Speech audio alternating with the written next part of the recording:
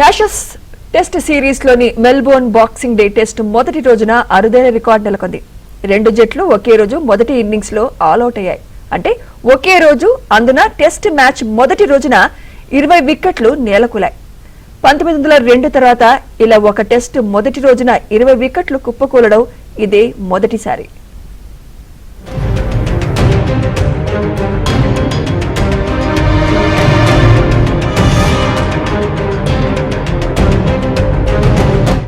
ఒకే రోజు మొదటి ఇన్నింగ్స్ లో ఆల్అౌట్ అయ్యాయి.